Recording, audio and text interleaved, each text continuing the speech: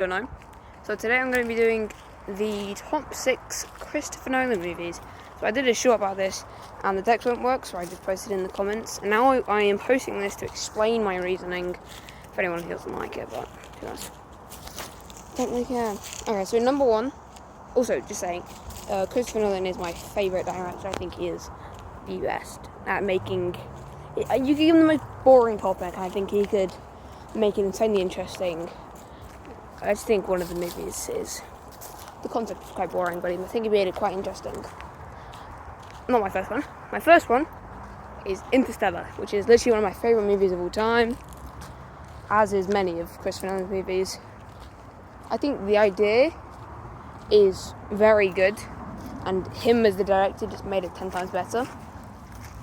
I think the relationship between the father and daughter and the time travel was just amazing. Definitely the acting skills were very good. I know the main character. I think he might be a famous actor, but I don't know him particularly. And I think he was a good actor. I didn't think the acting was superb in the movie, but it wasn't bad at all.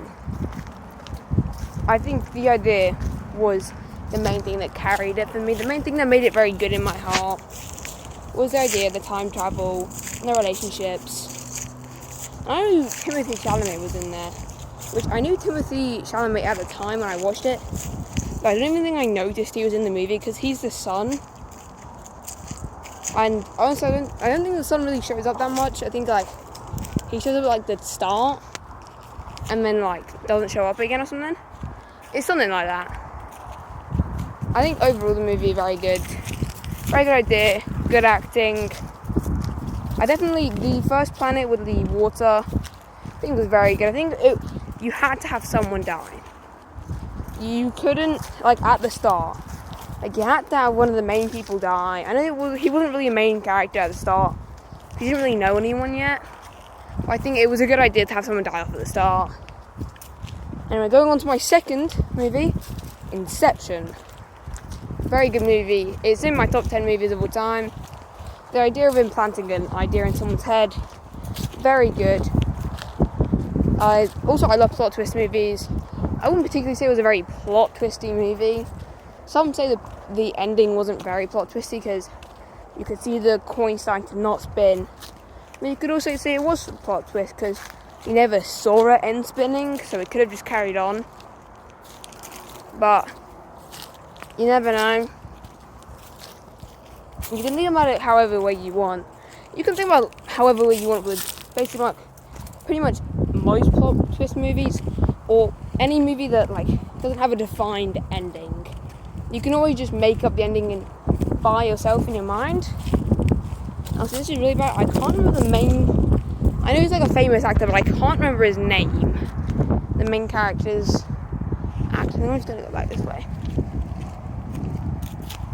I think him as an actor, he's a very good actor, I know that. I can't remember his name right now. Alright, so the idea of the movie was very good. The acting was good. I like the main crew. And the dream within the dream was a very good idea.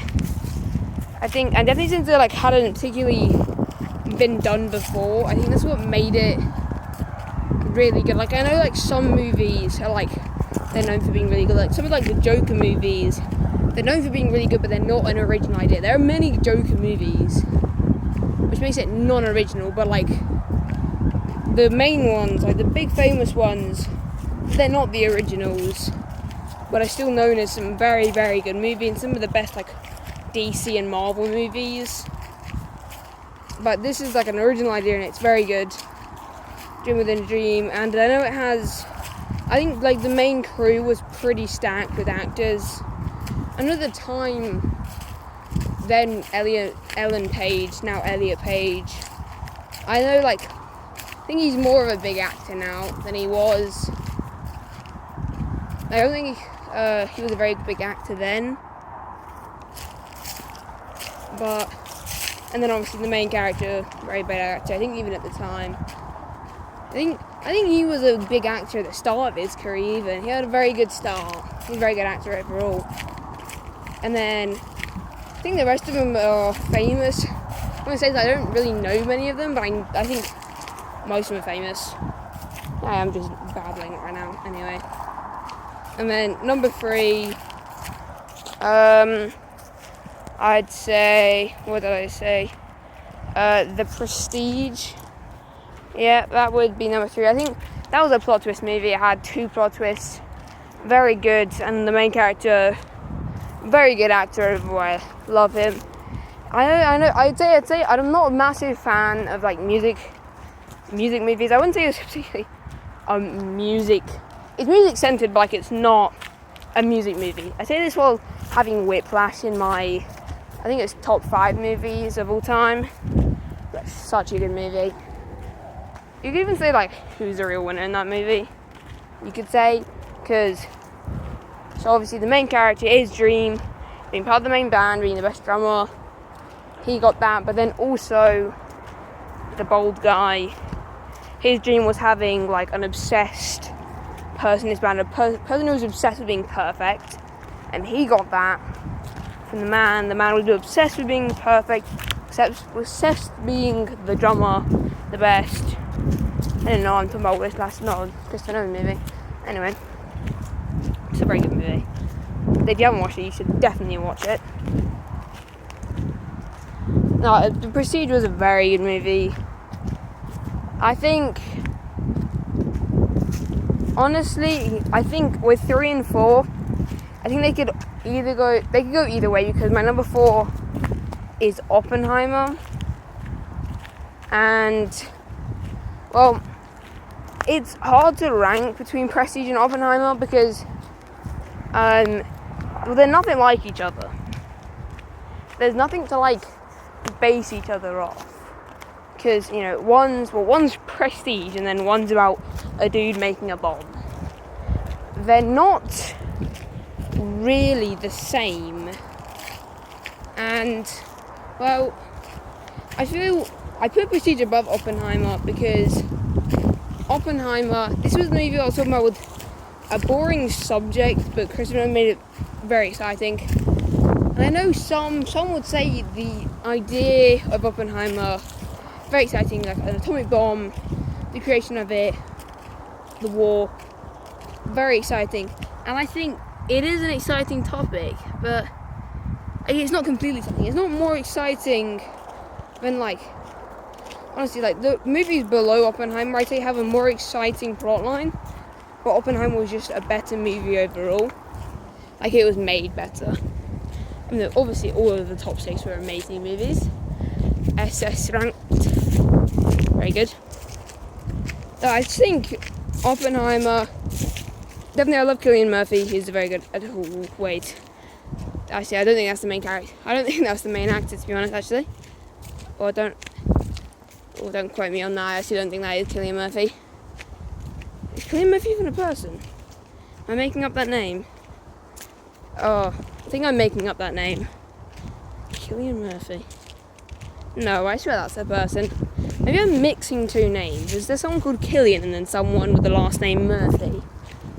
Maybe. That sounds correct. That sounds something that I would do inside my head. Merge 2 names. No. Yeah, he's a very good actor, whatever his name is. I don't like movies where it's like a retelling.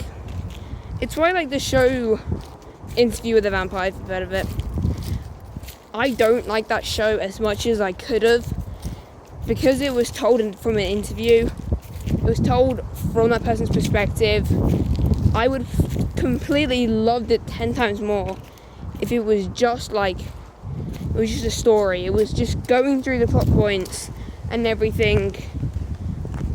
It would have been 10 times better, to be honest, in my opinion. That's why I didn't like Oppenheimer as much as I could have, because it was told while he was being like, how would I say it? He was like put on, he was basically being interviewed to see if he would get his license banned or get his license back after making an atomic bomb. Very impressive thing to do, and then you get told off for doing it. So Well, it ended up in very, very bad things happening, but it was still extremely impressive. And I think it has Bruce Banner in it, doesn't it? Or the actor of him. Yeah, I don't know anyone's name. This is a bit of a problem. I don't know, like... Oh, God. What the fuck just touched me? Ooh, that's bad language. Don't do that. I don't know, like, anyone's names or the names of anything. I forgot the word plot twist. And I was, like, thinking this year, I was like, oh, what do I love about, Prestige? And what do I love about Inception? When you don't know what's going to happen, or you don't know if it's true or false. And I like, literally couldn't remember the word for plot twist. Oh, fucking hell.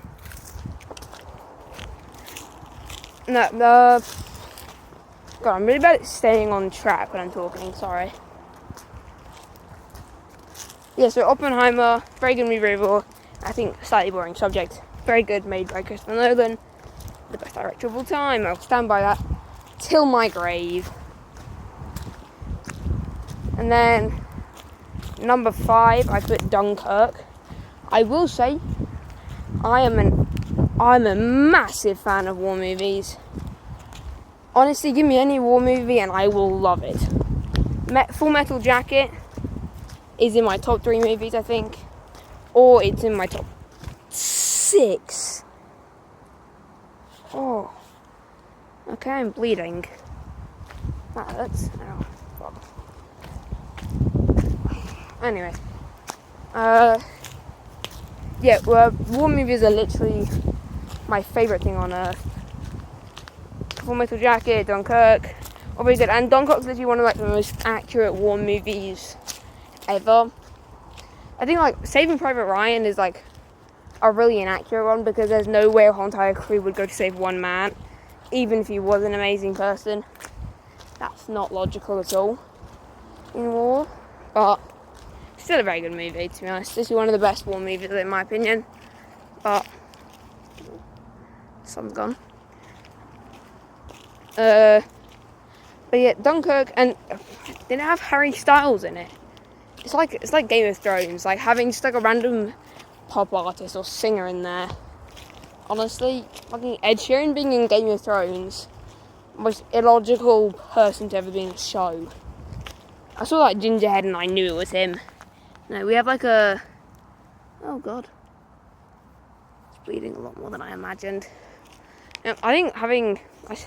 Ginger's recognise you, so you know. From the Ginger to Ginger.